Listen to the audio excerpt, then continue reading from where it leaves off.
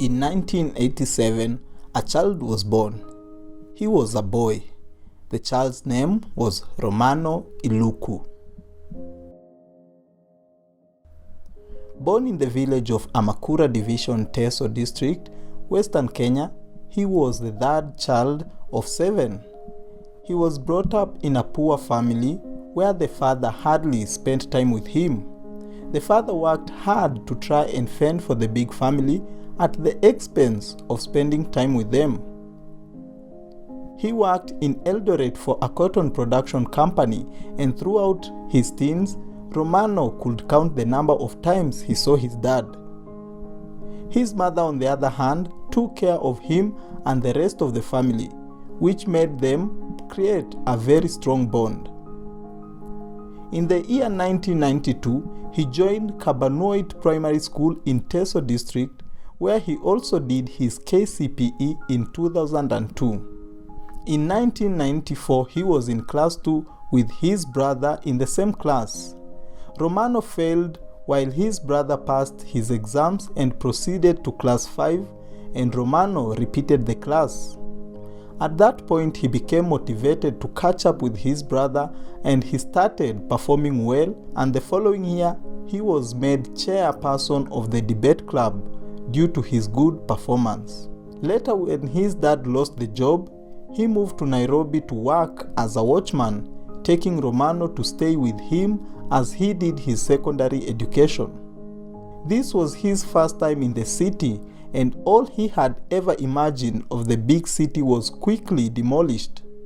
He had imagined his dad taking him to the most beautiful house, only to end up in Kibera, in a place called Gatwekera. At this point in time, going back home was never an option.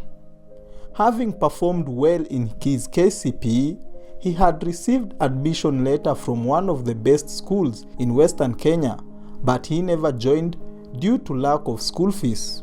He found himself in a private school called Kibra Academy in 2003, 500 meters from their slum house. In his first year, his dad was unable to pay for his first term of Form 1. All his salary would go towards food and rent for their shanty house. One day when he was reading a verse in a Bible study group he had joined, he received information that there was a call for scholarship application for well-performing poor students, and to him it sounded like an answered prayer. He followed up and applied. He was later called for the interview, where a week later he was sponsored to join St. Alois Gonzaga Secondary School, sponsored by the Jesuits, with affiliations of Loyola Academy from the United States of America. That's how he managed to complete his high school education. Romano got into community work because of the opportunity he got to complete his secondary school, which he could have never done had it not been for well-wishers. He made it his mission to work hard to give back to his community. While in high school, every Saturday was dedicated to community service. All the students at this time got an opportunity to visit homes and clean slums.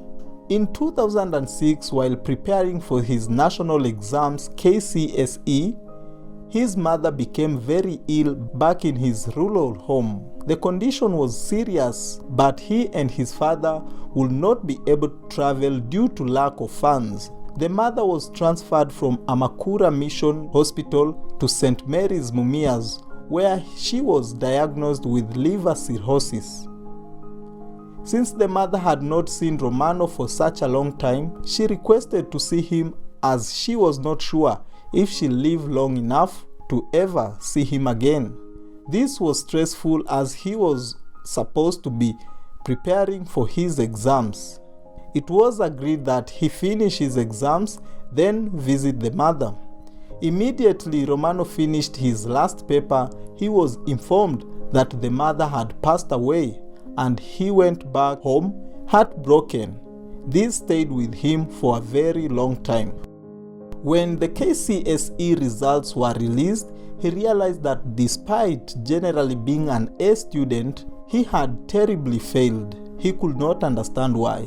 He had an option to repeat the class, but he instead volunteered in a children's home in Kilimani, serving for 8 hours a day. He would walk and play with the infants and would accept any other community service that would be given to him. He went back to his sponsor, who helped him in return do a certificate course in social development in 2007. He proceeded in 2009 and enrolled for a community development and social work diploma at the Kenya Institute of Development Studies. After graduating with a diploma, he parted ways with the sponsors. He started volunteering for various community projects in the slums, through which he got a wealth of knowledge and experience, which he would later apply in his life of community service. In 2009, he registered a community-based organization called Community Free from Drugs and Substance Abuse. This was so that he can help his peers who had lost their way in drugs in the slums. He supported most of them get rehabilitated. In 2012, he was introduced to peace building through Alternative to Violence Program (AVP). Here he was trained in a group of 36 people and was the only person selected to continue with the organization, working with young people in the slums and vulnerable communities. His community engagements enabled him to travel the country and the world. In 2018, on a scholarship, he traveled to Switzerland for a peace program. All participants in the program were challenged that when they go back home, they should start a strong community program. When he came back home, he thought of starting a new organization by the name of Empowering Communities as Actors for Transforming Societies, ECATS. He successfully co-founded the program with an aim to empower most vulnerable people who are living in the urban informal settlements. At this same time, he also explored his desire to join campus. He enrolled for a diploma course in international relations at the Management University of Africa and registered the ECATS organization as a co-founder. Since then to date, he's been working on his degree program while supporting the community through various organizations, including the one he co-founded.